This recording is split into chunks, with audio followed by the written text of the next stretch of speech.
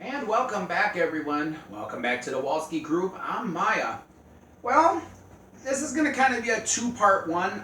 The first half I'm going to show everybody we're going to make homemade breadcrumbs today. And then the next video, we're going to be doing our version of an air-fried cheese curd using the breadcrumbs that we're making today. So before we get started, I'd like to say if you're new to the channel, please hit that subscribe button. And if you like these videos that we're putting out, please give this video a thumbs up because it really helps the channel out and it helps also to get the video out there more. So let's get started today. Before we begin, we have our oven heating up to 350 degrees. And now we have on our bread sheet here, we have 8 slices of just a plain bread. We ended up taking the crust off of this by using a pizza cutter, and we went around and cut all sides off.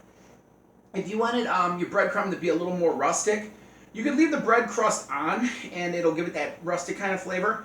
But for the recipe that we're going to be doing after this one, I want it to be more like a panko kind of breadcrumb, so that's why I cut the bread crust off of here.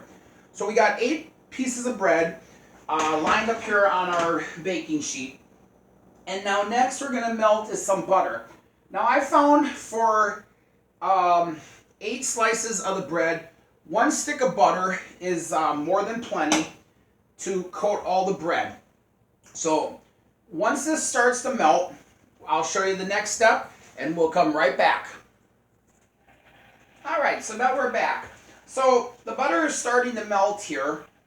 And so now to give it that Italian flavoring, we went to our local spice shop, and we ended up getting a frozen, what they call the frozen pizza blend. It has all the spices in here and everything. But instead of just like sprinkling it raw on the bread, I'm going to throw it in here into the butter and kind of let that flavor bloom and let the spices hydrate a little bit. So to the 1 stick of butter, we have 2 tablespoons of our pizza seasoning mix, and we'll throw that in there, and we will get this mixed up.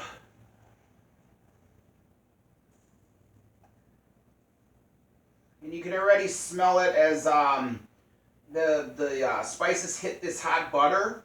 It just smells like really nice. So all the butter now is melted, and we just, like I say, given the spices in here, this pizza seasoning spice, just a quick like bloom, like they say, awakening. So what we're going to do now is we're going to take our butter and we're just going to generously spread it over all of our pieces of bread here.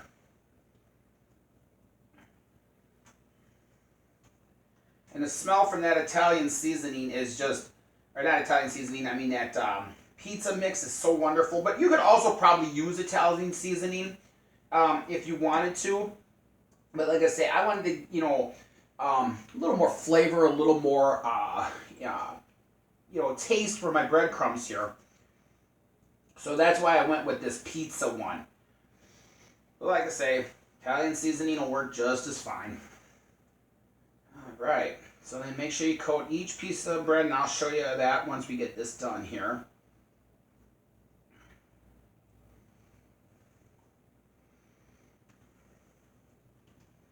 And like I say, 1 stick of butter, more than plenty.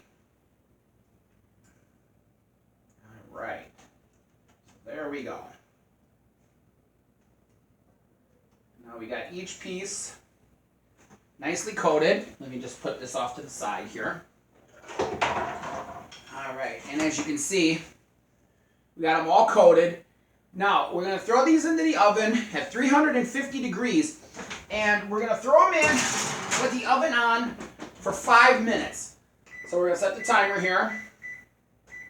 And then after 5 minutes, when the timer goes off, we're going to shut the oven off. Leave the oven door closed. Don't open the oven door. But you're going to shut the oven off and reset your timer for 30 minutes. After 30 minutes, I'll show you then what they look like when they come out of the oven.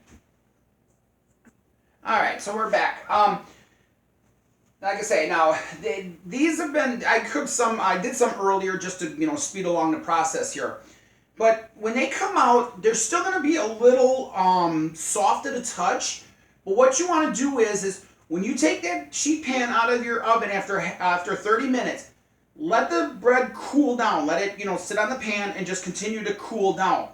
What'll happen is that the middle part of your bread here will end up getting hard, like it does with garlic bread or anything like that sits out.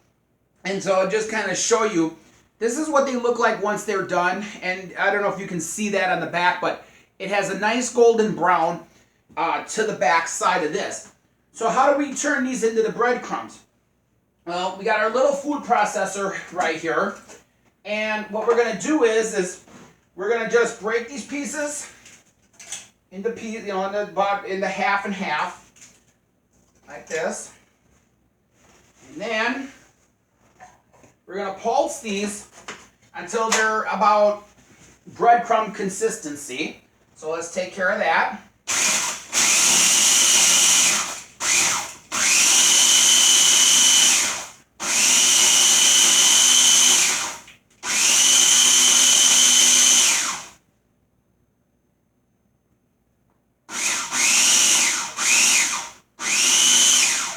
And there we go. So then we're going to take them out.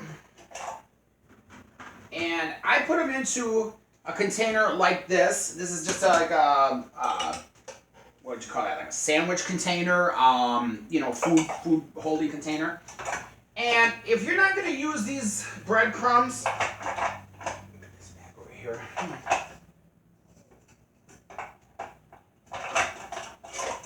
That's fine. There we go. All right. So if you're not going to use the breadcrumbs right away, what I would recommend is covering them up, wrapping them up tight, and you can store them in your refrigerator for about 4 days or so. I don't go past 4 days because they start to get kind of funky. But what you're left with then is you end up with a real nice breadcrumb consistency here. And they're already, nice and toasted brown. So when you do like any kind of cooking, they'll go pretty quick, or they'll brown really nice. They'll toast really nice. And as far as the taste, let's just take a little taste here and see.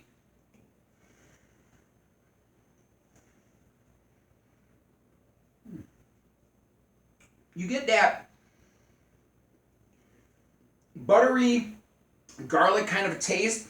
But you also taste all of the other seasonings, like the like Italian and whatever else they throw into a pizza spice. You kind of taste that also.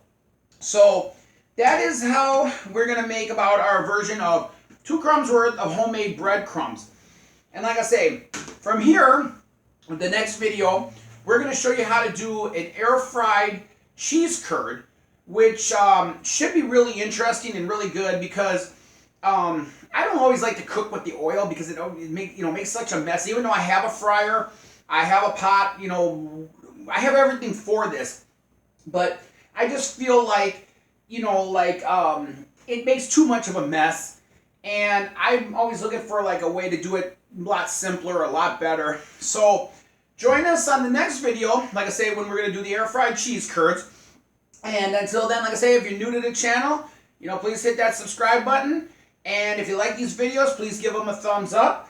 Otherwise, we'll see you next time right here in the Walski Group. Thanks for watching, everyone. We'll see you then. Take care.